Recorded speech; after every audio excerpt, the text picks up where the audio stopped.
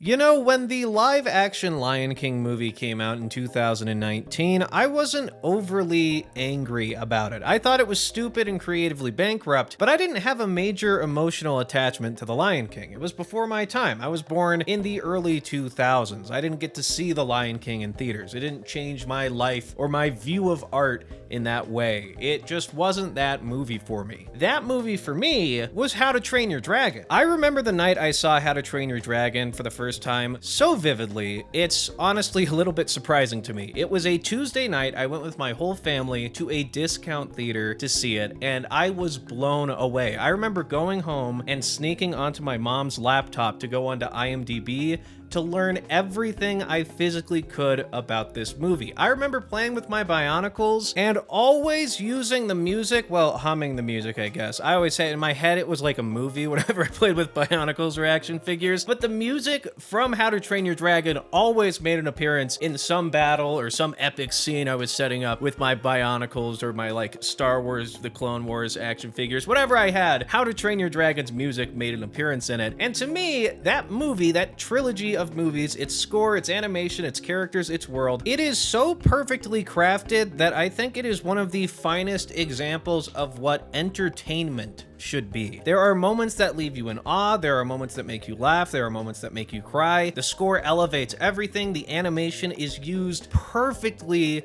to tell the story, the character designs are fantastic, you can look at these people and just tell what they're about by their design. It's just a masterpiece. How to Train Your Dragon is one of the greatest things I've ever seen in my entire life, and it has influenced me to no end in the past 14 years since I've seen it. But of course, How to Train Your Dragon is a movie, and because it's a movie, that means there are film executives tied up in it in some way. And film executives, and I mean this in the meanest way possible, are some of the dumbest, dirt-eating morons on planet fucking Earth. They don't understand art. They barely understand money. They think spending $250 million on a thing that already exists to make it look like how it looks when you go outside to get groceries means a movie's gonna be good. The fact that we live in a world where AI is going to replace artists instead of brain-dead studio executives throwing money at trash makes me think that humanity probably doesn't deserve to exist for longer than the next decade. Like, it is shocking to me how stupid film executives are. How to Train Your Dragon came out 14 years ago, and they already want to do it again, except this time exactly the same, but in real life. Now, this might come as a surprise to some of you, but I actually don't have a problem with doing a live action remake of any animated film, so long as there's an actual goddamn reason for it. I think that if you took How to Train Your Dragon and you were like, okay, it's been 14 years, our audience has grown up, maybe we do a more grown-up retelling of this, a little bit more serious, a little bit more PG-13, not quite R, but just like a more grown-up version of this story. That way the live action elements will make it feel a little bit more grounded, people will be able to buy into that, and of course, dummies that think animation is only for children will be able to experience a great story with great characters and a fantastic score in a wonderful world. Except that's not what they're doing here. They have brought back Dean DeBlois. I think it's how you say his name. I'm sorry if that's wrong. I looked up pronunciation things and everything. It's either DeBlois or DeBlois. I'm going with DeBlois because it sounds funnier. But this is an incredibly talented man in the world of animation, and he worked with Chris Sanders on the original How to Train Your Dragon, and he is writing and directing this live action remake. It looks exactly the same in almost every single way from what we've seen in this new trailer, except this time it's in live action. That's the only difference. All of the character designs are almost exactly the same, especially when it comes to the dragons. There's no reimagining, there's no reinvention, there's no reason to make this live action other than to capitalize on a dumb trend. Now, I don't hold anything against this man right here, Dean DeBlois, or DeBlois, however it's pronounced. In fact, I am inspired by his works in the past, and he has helped create things that, if you haven't guessed already, changed my life in a major positive way. And the fact that he is working on something so creatively bankrupt tells me that there's something up here, especially considering that this man who is writing and directing the live action remake of How to Train Your Dragon has said publicly that he thinks live action remakes are lazy. What are your thoughts on the rising trend of live action remakes of animated films? So my feeling is that I'm not really interested in them. I haven't seen many of them. They're made by capable filmmakers, and I don't want to disparage any of the talent or the hard work that went into them. I just think that it's lazy on the part of the studio. I think it's easy to go back to something that was successful, that a really talented team put a lot of years and hard work into, and then redo it without changing what worked. That to me is a missed opportunity for putting something original into the world that people years from now are going to cite as such a pivotal movie to them, and one that really meant a lot. So there are a lot of misfires in filmmaking, and not every film can be an indelible classic, but it seems like a missed opportunity to take a budget like that that's required to do a live action remake of an animated movie and then and pour it all into it. I would rather see something original, especially from a studio that has been such a pioneer for originality and for indelible classics. Like, they should be building that hopper with more classics for future generations.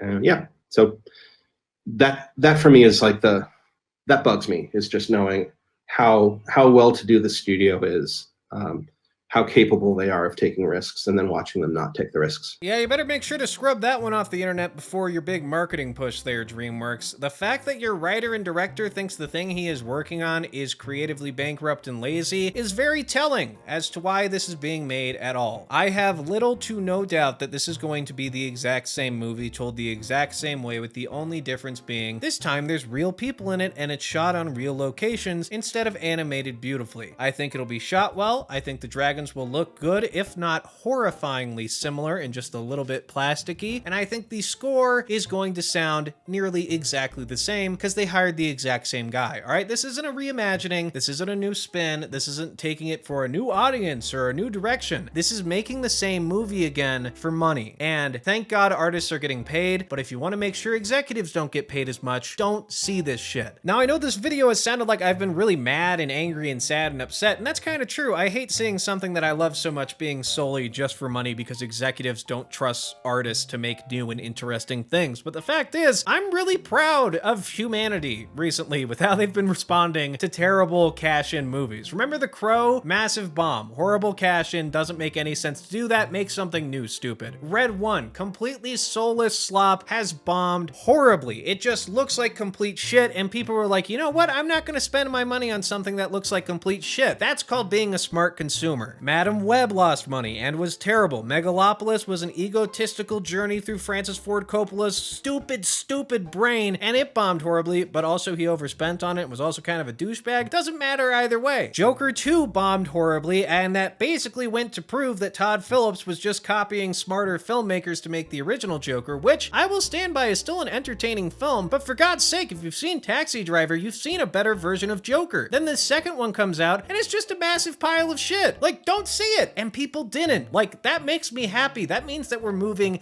in the right direction.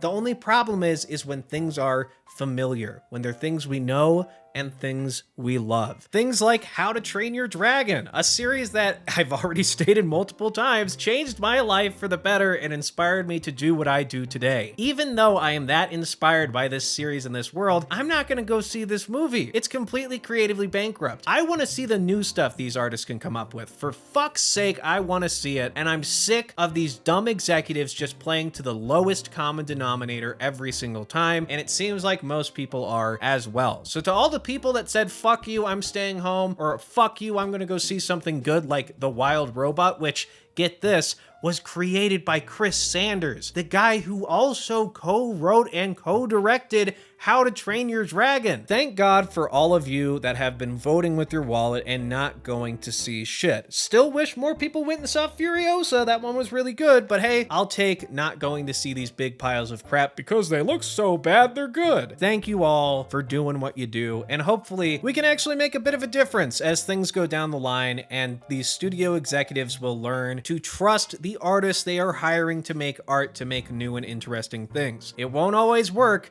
but I guarantee you the final product will be far more interesting than something we've literally already seen before. So anyways, thank you all for watching. Thank you all for voting with your wallets. and do not go see the Minecraft movie or the live-action remake of How to Train Your Dragon. Watch the original trilogy of How to Train Your Dragon, go play some Minecraft, watch a good animated movie like The Wild Robot, watch a good animated TV show like Arcane, and leave the shit to the shit shovelers that we call most film executives.